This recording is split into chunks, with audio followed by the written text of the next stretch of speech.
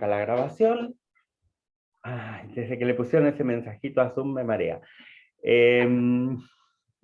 Bueno, como adelanté un poquito, la clase de hoy va a ser doble, porque va a cerrar la unidad 1 y va a comenzar la unidad 2. Por cómo tenía yo diagramado los plazos, vamos bien. Antes del receso de invierno seguramente vamos a tener terminada la unidad 2, y con eso se completaría este tramo, este cuatrimestre. Y cuando retomemos luego de las vacaciones, lo que va a haber es un pequeño cuestionario que va a tener preguntas de las dos unidades. Recuerden que es un cuestionario para que tengamos cierto nivel de evaluación, no de calificación.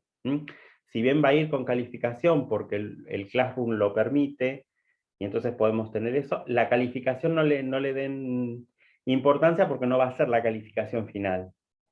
La calificación final va a ser aprobado o desaprobado en este periodo de distanciamiento social, de clases virtuales. Lo que nosotros podemos hacer es aprobar o desaprobar. Y el desaprobar implica seguir un periodo más durante el receso de verano, y no es que pierden la cursada, sino que tienen esa posibilidad de un periodo más para completar la cursada. Pero tengan presente que sí, va a haber una evaluación que va a acompañar este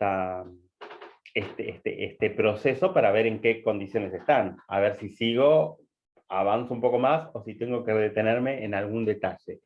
Si bien esta materia tiene la ventaja de que como los temas se van retomando con cada uno de las unidades, podemos volver sobre nuestros pasos y refrescar, por ejemplo, cuando lleguemos, qué es planeamiento, cómo es la planificación estratégica, qué es un FODA. Lo vamos a ir viendo a lo largo de las distintas unidades, entonces vamos retomando un poco el temario, mientras avanzamos en otros temas. Voy a compartirles entonces la presentación. Avísenme cuando lo vean.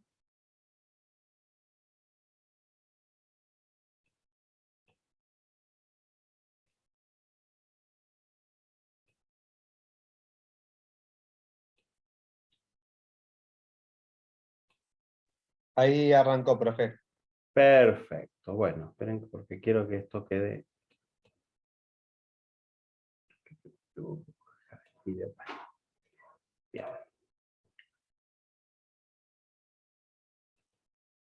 No quería. Bueno, como decía ahí al principio, vamos a hablar de tipología bibliotecaria. Vamos a hablar de diferentes tipos de bibliotecas, de acuerdo a algunas definiciones y algunas clasificaciones. En esta presentación y en esta clase van a ver algunas clasificaciones. En el apunte van a encontrar otras clasificaciones. No las puse en la presentación porque no son más bien clasificaciones de relleno o de aclaración de algún punto, pero las que están acá son las más importantes, las más básicas.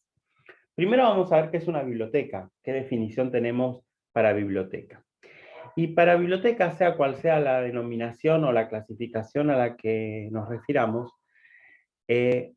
para nosotros una biblioteca es toda colección organizada de libros, publicaciones periódicas u otros documentos cualesquiera, o sea, cualquier soporte de información, en especial gráficos y audiovisuales, así como los servicios de personal que faciliten a los lectores y a los usuarios la utilización de esos documentos con fines informativos, de investigación, de educación o recreativos. Fíjense que están remarcadas dos palabras en esta definición: colección por un lado y servicios. No hay biblioteca si no están esos dos puntos, porque una colección sola no es la biblioteca. Y los servicios sin colección no se pueden brindar. Entonces lo importante es que tengan presente que la biblioteca como sistema tiene, por un lado, la colección, los diferentes recursos, y por el otro, los servicios que se ofrecen de esos recursos.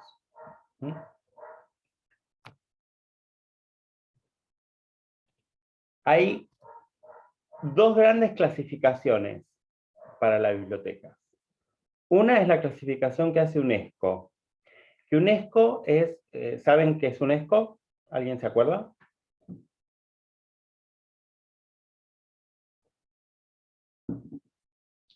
No se atiren todos juntos, de a uno, por favor. UNESCO es una oficina dentro de la ONU que es la que se encarga de la educación y la cultura. Es de Naciones Unidas. Es el alto comisionado de las Naciones Unidas para la educación y la cultura. UNESCO la van a escuchar muchas veces porque UNESCO tiene varias cosas relacionadas con la biblioteca. Por ejemplo, las clasificaciones. Y por otro lado, los manifiestos, en donde dice la misión y los objetivos que deben perseguir determinado tipo de bibliotecas. Para UNESCO existen estas 10 clases de bibliotecas. Y fíjense que también remarqué algunas. Biblioteca Nacional, bibliotecas de instituciones de enseñanza superior, bibliotecas universitarias. Fíjense que hace una diferenciación entre la enseñanza superior no universitaria y la que es universitaria. De institutos y departamentos universitarios, separados de lo que sería la biblioteca central de una universidad, de centros de enseñanza superior que no forman parte de universidades, otras bibliotecas importantes no especializadas, por ejemplo, alguna biblioteca regional,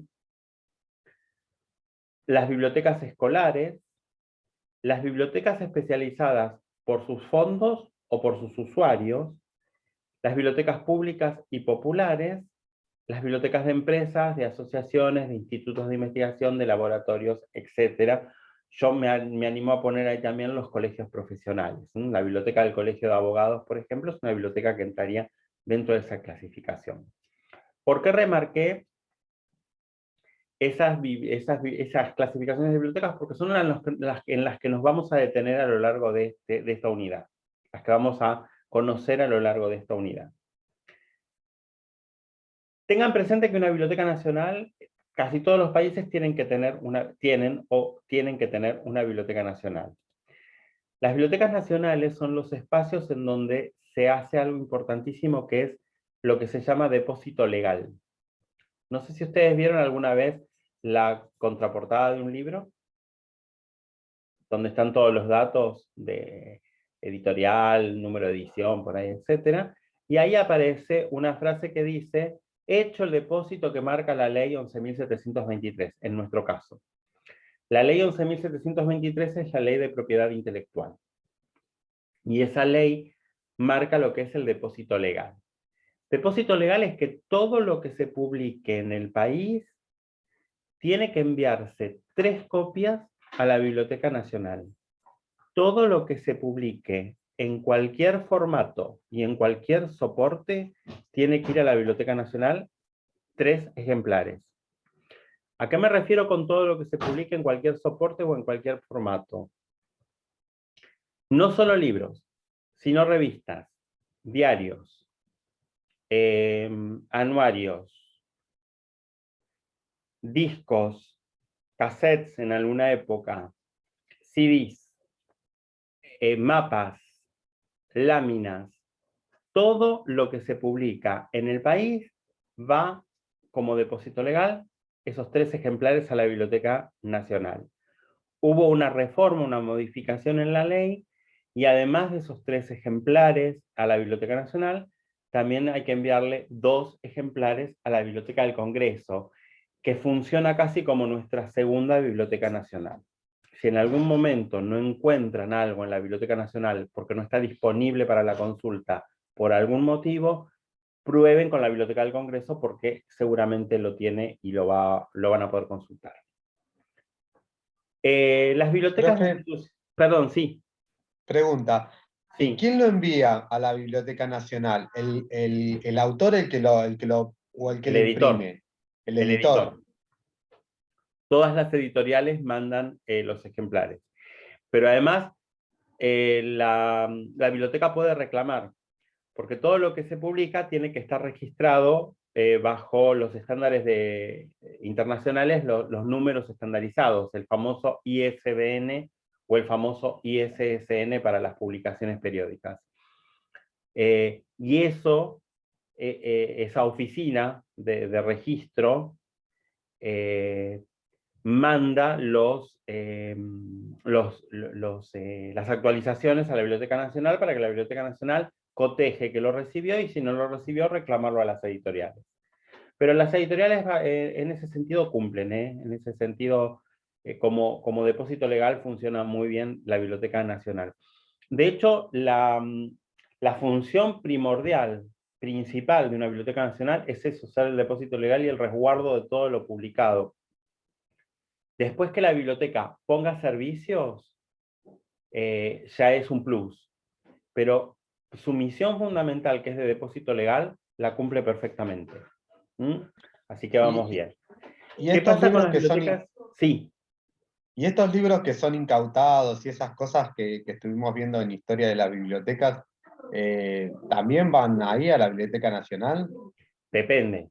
Cuando nos referimos a libros incautados, por ejemplo, cuando se incautan, si lo vieron en Historia de las Bibliotecas, seguramente vieron saqueos también.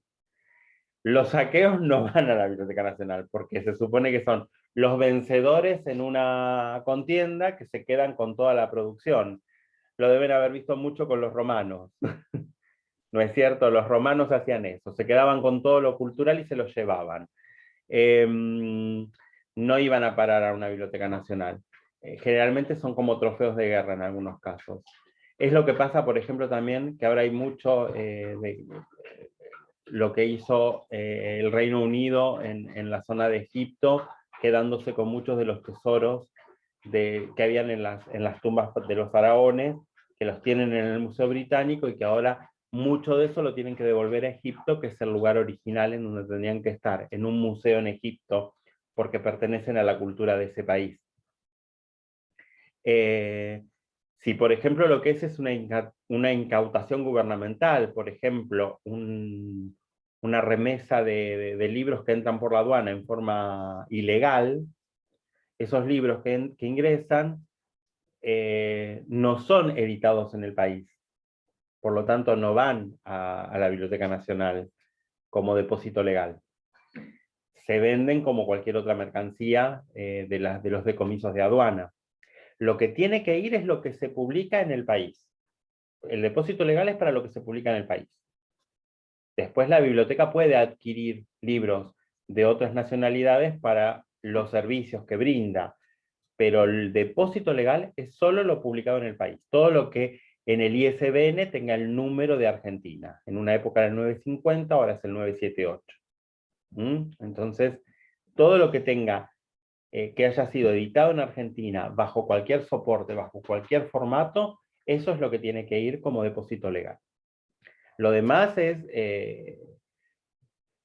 a ver, si incautan, como digo, en la aduana, va como mercancía. Si es, no sé, ganamos una guerra y nos trajimos la Biblioteca de Alejandría, y probablemente vaya, no sé si a la Biblioteca Nacional, pero sí seguramente al Museo del Libro y de la Lengua vaya ese material rico e histórico.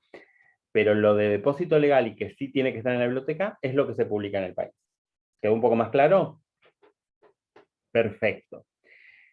Las bibliotecas de instituciones de enseñanza superior, universitarias o no universitarias, o de institutos, son bibliotecas que están especializadas prácticamente, porque tienen que ver con las carreras que se dictan en esos espacios, o con las investigaciones que se realizan en esos espacios. De ahí que se habla de bibliotecas especializadas, ya sea por sus fondos o por sus usuarios. ¿Qué es una biblioteca especializada por su fondo? Aquella que se especializa en un tema específico. Por ejemplo, una biblioteca especializada en economía. Todos sus fondos, toda su colección, trata esa materia. Profe, también podría ser el ejemplo de una biblioteca que está acá en Bursaco, que habló la profe de inglés, que es la de no videntes. Eso también sería una biblioteca especializada, ¿verdad? Ahí estamos hablando, Maya, de una biblioteca especializada por el usuario. Es una biblioteca especializada para usuarios especiales. Un tipo de usuarios que necesita un tipo de colección específico y un tipo de atención diferente. Por eso es especializada, pero por los usuarios. En una época se decía que la especializada era la biblioteca por el fondo. Y cuando era por los usuarios se decía que era una biblioteca especial. Con el tema de no existen personas especiales. Existen personas con diferentes grados de discapacidad y no los llamamos especiales, son con grados de discapacidad. Entonces hablamos de bibliotecas especializadas por el fondo o especializadas por el usuario al que atiende. En ese caso, la biblioteca de Bursaco para ciegos es una biblioteca especializada para el usuario. Pero el fondo puede ser general. De hecho, debe ser general. No es un fondo, salvo que sea una biblioteca de economía para ciegos. Ahí ya tenemos las dos cosas. Una biblioteca especializada en un tema y especializada en el usuario. Ya sería una cosa maravillosa tener una biblioteca específica para cada cosa. Las bibliotecas escolares son aquellas bibliotecas que funcionan dentro de las instituciones educativas, ya sean públicas o privadas las instituciones. Yo siempre las considero como bibliotecas especializadas por el usuario, porque el fondo es general, en realidad. No se especializan en un tema específico, sino que se especializan en atender a un público específico. Pero por otra parte, como siempre digo, la biblioteca escolar, antes que escolar, es biblioteca, y a veces sucede que esa biblioteca es la única que existe en kilómetros a la redonda, y puede llegar a funcionar como una biblioteca abierta al público en general. Por lo tanto, ahí pierde un poco su sentido de especializada. Pero piensen siempre primero que la biblioteca escolar es especializada por el usuario al que atiende. Así que ya tenemos una doble clasificación. Las bibliotecas públicas y populares, las bibliotecas ambas son abiertas a todo público. La única diferencia que hay entre una y otra es que las públicas se sostienen, las sostiene el gobierno, y las populares las sostiene la comunidad que les dio origen. Aguárdenme en un momento.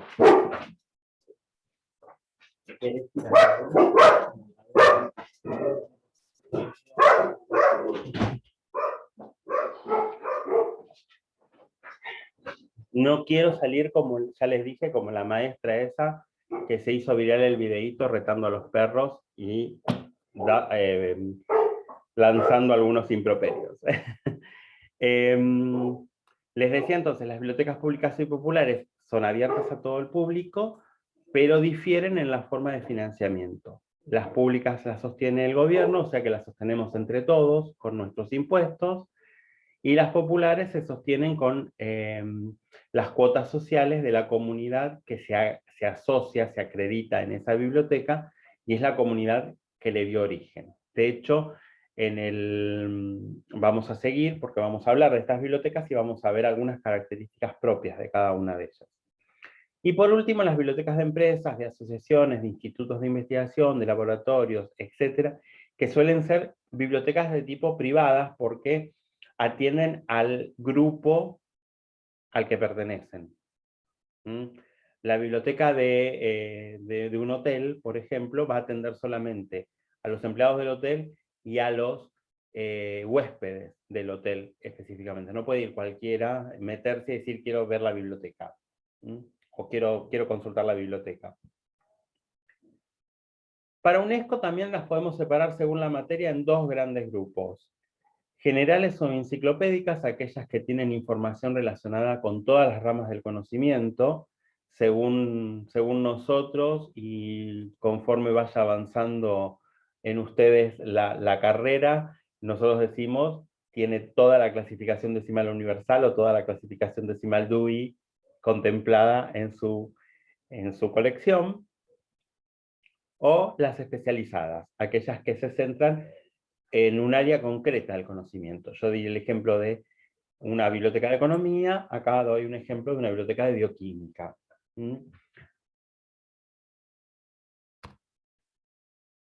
Según los tipos de documentos, pueden ser bibliotecas en donde predominan los documentos monográficos e impresos. De hecho, la etimología de la palabra biblioteca es el lugar donde se guardan los libros. Biblio es libro, teca es armario o caja, entonces era la caja o el armario para los libros, o sea que es el mueble, y por extensión el espacio donde los guardamos. Las hemerotecas, que son donde se guardan las publicaciones periódicas. Publicaciones periódicas son aquellas que salen con determinado periodo, a partir de determinado periodo de tiempo. Los diarios son una publicación periódica que sale todos los días. Los periódicos pueden ser semanales, pueden ser mensuales, pueden ser quincenales, pueden ser bimestrales, pueden ser semestrales, pueden ser anuales. Los anuarios son un tipo especial de publicación periódica que se publica una vez por año. ¿Qué más? Hay algunas revistas que se publican cada 2 años. Tardamos un siglo en juntarlas todas. Las filmotecas, donde se guardan películas y films, y además ofrecen un servicio específico. ¿Vieron? ¿Alguien escuchó hablar alguna vez de alguna filmoteca? Hay una en Ciudad de Buenos Aires muy interesante que hace ciclos, por lo menos en la época en que se podía hacer ciclos presenciales, ciclos con determinados directores. Entonces por ahí tenías el mes de Bergman, o el mes de, no sé, Akira Kurosawa, y se pasaban una vez por semana una película de ese director, y después se hace una charla acerca de esa película y acerca del director y qué hizo o qué quiso decir con esa película. Las diapotecas son muy poco conocidas, pero es donde se guardan diapositivas y filminas. Las iconotecas, donde se guardan imágenes y retratos en reproducción bidimensional, están muy relacionadas con lo que son pinacotecas, donde se guardan cuadros. Las mapotecas, donde se guardan cartografía y mapas, y las videotecas, donde se guardan soportes audiovisuales que no tienen que ver con los films. Pueden ser soportes de videos en otro tipo de formato. Atención, que las bibliotecas pueden tener todos esos soportes. Predominan los documentos impresos, pero podemos tener el resto de los soportes. Pero pueden existir hemerotecas. Por ejemplo, la Biblioteca del Congreso de la Nación tiene una hemeroteca separada, la Hemeroteca del Congreso de la Nación. Y dentro de la hemeroteca tienen 2 áreas, el área de diarios y el área de revistas. Entonces es como muy específico cada uno de los espacios. Hay otras clasificaciones, como por ejemplo según el tamaño, que como ya vimos anteriormente, en lo que tiene que ver, por ejemplo, con si son chicas, medianas o grandes, según la autoridad que las sostienen, pueden ser bibliotecas nacionales, provinciales, municipales, etc. Eso lo van a ver en el apunte. Pero según el tipo de servicio, pueden ser bibliotecas de consulta presencial, pueden ser bibliotecas de préstamo, pueden ser bibliotecas de depósito. Esto que les decía, la Biblioteca Nacional podría muy bien ser biblioteca de depósito y no brindar ningún otro servicio. Pueden ser de servicio de reproducción o pueden ser de servicios especiales. ¿Cuáles serían los servicios especiales? El armado de bibliografías, la búsqueda de materiales en diferentes idiomas para alguna investigación, etc. Las bibliotecas pueden tener todos los servicios. Todos estos servicios los podría tener una misma biblioteca sin ningún problema. Y por último tenemos una clasificación que hace la IFLA. IFLA es una Federación Internacional de Asociaciones Bibliotecarias, Bibliotecas y Bibliotecarios. La denominación IFLA es por su nombre en inglés. Y establece otra clasificación que es muy rápida, y las divide en 3 a las bibliotecas. Generales de investigación, pueden ser nacionales, parlamentarias o universitarias. Las especializadas, por sus fondos o por sus usuarios, y las bibliotecas que están al servicio público en general. Ahí entran todas las bibliotecas, por ejemplo, las populares, las públicas, las escolares y las de tipo gubernamental. Y vamos a detenernos en IFLA. Es importante que ustedes conozcan IFLA, por lo tanto, en el apunte van a encontrar una actividad que tiene que ver con que ingresen al sitio web de IFLA, que aprendan lo que es, acá van a ver un poquito qué es lo que es, y que vean cómo está diagramado. ¿Por qué? Porque es la organización internacional que acompaña al quehacer bibliotecario. E inclusive tiene una sección que acompaña al quehacer de las bibliotecas escolares.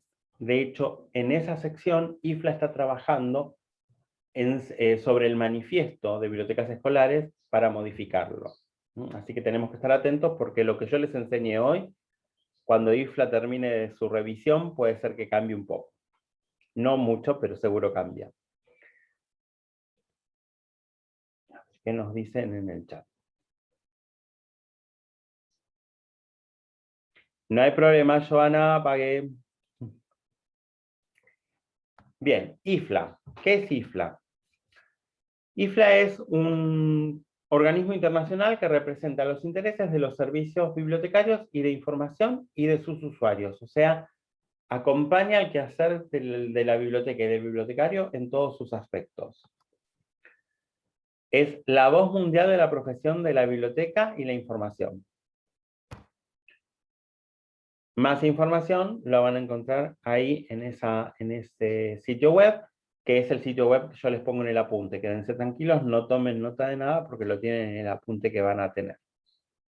Nos está quedando poco tiempo. Quiero por lo menos terminar con IFLA. Así cambiamos de sesión. Los objetivos de IFLA. Es una organización independiente, internacional, no gubernamental y sin fines de lucro. O sea que tiene todas esas clasificaciones. ¿Se acuerdan cuando hablamos de las organizaciones? Sus objetivos son promover un alto nivel en la prestación de servicios y prestación de servicios de biblioteca de información. Acabo de ver que repetí esa palabra. ¿Cómo lo promueve? Armando capacitaciones, armando documentos para buenas prácticas, armando muchas reuniones internacionales en donde participan las asociaciones de bibliotecarios, los bibliotecarios que son miembros de la organización, etc.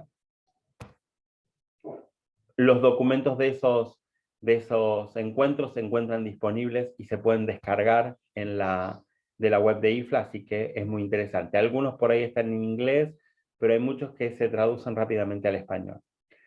Fomentar la comprensión generalizada del valor de una buena biblioteca y un servicio de información. Esto de fomentar va orientado a que los gobiernos entiendan el valor de una buena biblioteca y un servicio de información. De hecho, nosotros hemos luchado mucho porque las bibliotecas escolares estén reconocidas dentro del sistema bibliotecario, dentro del sistema educativo argentino, que es imprescindible que cada escuela tenga una biblioteca y que no sea solo un depósito de libros, porque como vimos, la biblioteca es la colección y el servicio. Y para tener eso necesitas un profesional que esté a cargo de ese lugar. Y representar los intereses de los miembros en todo el mundo. Dicen nuestros miembros porque esto está copiado de el sitio de IFLA. Y los valores de IFLA: la aprobación de los principios de libertad de acceso a la información que está declarado en el artículo 19 de la Declaración Universal de Derechos Humanos. Ese artículo ténganlo siempre presente porque es una de nuestras normativas internacionales.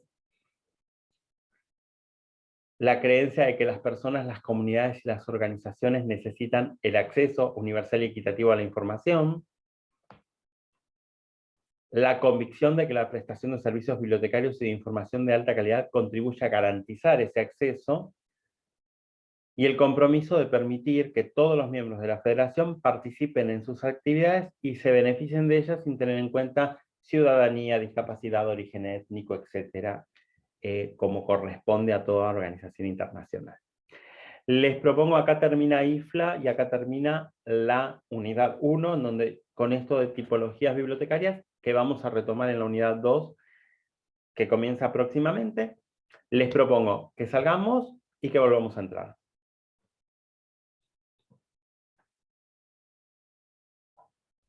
Listo, profe.